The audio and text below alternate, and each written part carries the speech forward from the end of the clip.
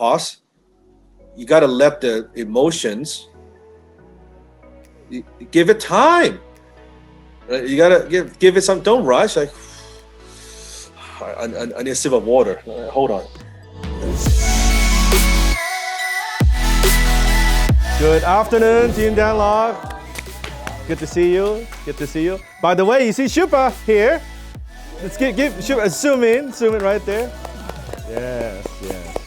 For me, Kaizen is kind of like the one that holds all the values that we have together. It's kind of like that sticky glue that kind of like you need to learn specific things when it comes to like all our core values inside of them. One of the most important things that I really believe is the personal side.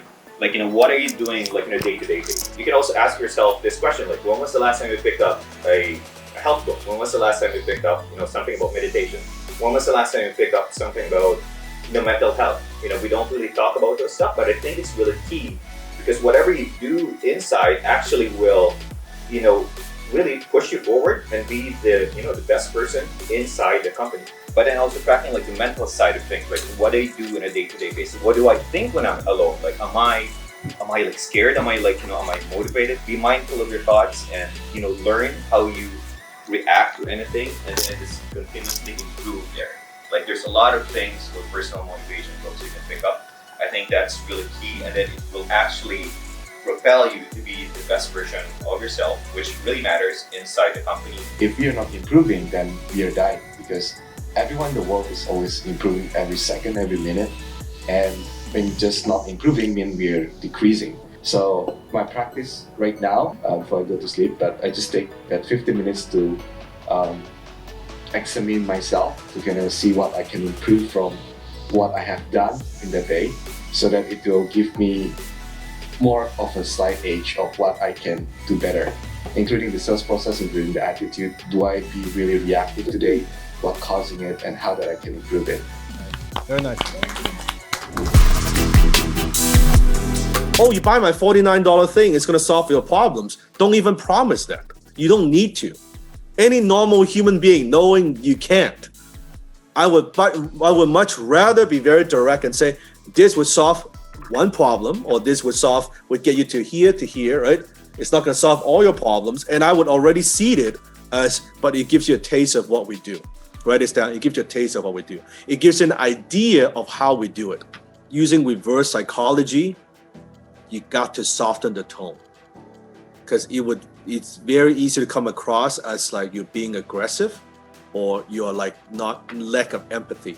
So certain part qualifying, assertive, good. When you do reverse psychology, like let's say, well, $50 is not a lot. I mean, it's not a lot of money for some people, right? Like that doesn't resonate as well. So MJ, just say cost you $50,000. Yeah, it cost me like 50K. Oh, 50,000. Wow. And MJ, is that all every quarter, every? That's every month. Wow. Yeah. 50K a month, eh? And you say it, $50,000. Wow. He said it, but you repeat it. It's very soft. I don't need to be, because he's already feeling like I don't need to do that, right? It's like I need empathy, because I just like right? I just poke him and I need empathy so that I don't come across too aggressive. Gotta let the emotions sink in. Yes. That time and space to give them time to breathe. When the prospects are using wishy-washy words, right, to gain control, why can we not use wishy-washy words to gain control? Maybe, I'm not saying we are the right company. Perhaps I'm not making any promises, right? I need to think about it. Right? I'm not so sure. I don't know, right? This is the stuff that they say. We can use it. It's just, you need the right tonality. I'm not saying we could, but let's pretend we could. Would you be comfortable spending, right? Or is it completely, notice the last question I asked, or is that completely out of the question? Or is that completely out of your budget?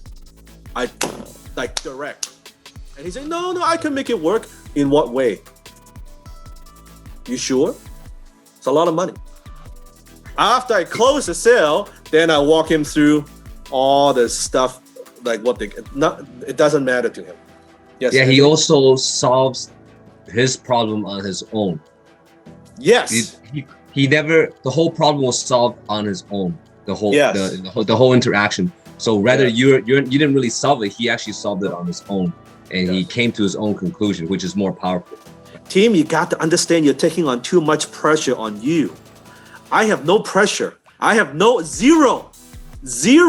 I'm taking no pressure on my shoulders at all. I'm doing my thing, right?